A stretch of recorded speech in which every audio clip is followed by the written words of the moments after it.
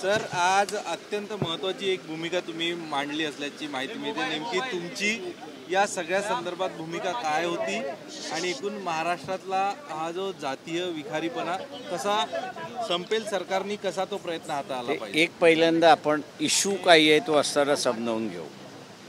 Issue हा आहे की जरांगे पाटील यांची असणारी मागणी आहे की मराठा समाजाला ओबीसी चा दर्जा देऊन त्यांना आरक्षण देण्यात यावं, ही जरांगे पाटील यांची असणारी मागणी आहे.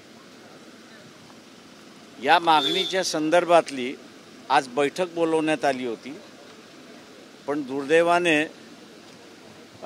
NCP, शरद पवार ग्रुप, काँग्रेस आणि उद्धव ठाकरेंचा ग्रुप जो आहे तो आज गैरहजर होता आणि इतर पक्ष जे होते त्यांनी असणारा त्या ठिकाणी उपस्थित राहून आपली असणारी भूमिका त्या ठिकाणी मांडली. मांडत असताना मी एवढंच म्हणालो की गावागावामध्ये दोन तट पडलेले आहेत. एक मराठा समाजाचा तट पडला आहे आणि दुसरा ओबीसीचा तट पडलेला आहे. म्हटलं 1977 हे पुन्हा व्हिजिट होऊ नये याची असणारी दक्षता आपण सगळ्यांनी त्या ठिकाणी घेतली पाहिजे. आणि या दृष्टीने त्या बैठकीमध्ये ओबीसी बरोबर SC STला जे जोडण्यात आलेलं आहे त्याच्या जोडण्याच्या कायदेशीर अडचणी ज्या आहेत त्या ठिकाणी असणारा मांडण्यात आला आणि SC STला ह्या असणाऱ्या GRमधनं वगळा अशी असणारी मागणी आम्ही त्या ठिकाणी केलेली आहे. त्या बैठकीमध्ये आता असणारं अनिर्णित झालेलं आहे. सामाजिक परिस्थिती बिघडत चाललेली अशी परिस्थिती आहे. तेव्हा शासन नेमकी भूमिका काय घेते ते असणारं बघणं त्याच्याबरोबर आहे ते आहे आणि त्याच्याचबरोबर मेन विरोधी पक्ष जो आहे तो काय भूमिका घेतो हेही पाहणं त्याच्यातलं महत्त्वाचं आहे असं मानतोय. आणि त्याच्यावरती महाराष्ट्राचा सामाजिक तिढा सुटेल की बिघडेल अशी असणारी परिस्थिती आहे.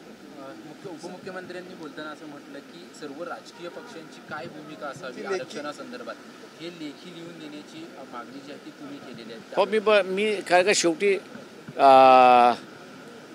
दंगलीची ज्या वेळेस परिस्थिती निर्माण झालेली आहे त्यावेळेस ती शमवण्याची परिस्थिती असणारं वंचित बहुजन आघाडीनेच घेतलेली आहे.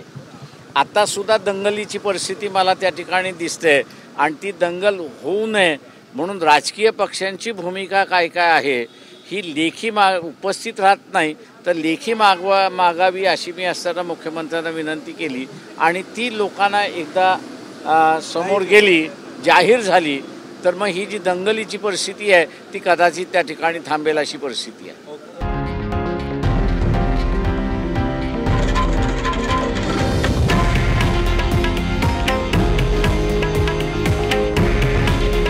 हे आहे देशातील नंबर 1 न्यूज नेटवर्क आणि आपण पाहत आहात TV9 मराठी. काळजी तुमची, हित महाराष्ट्राचं.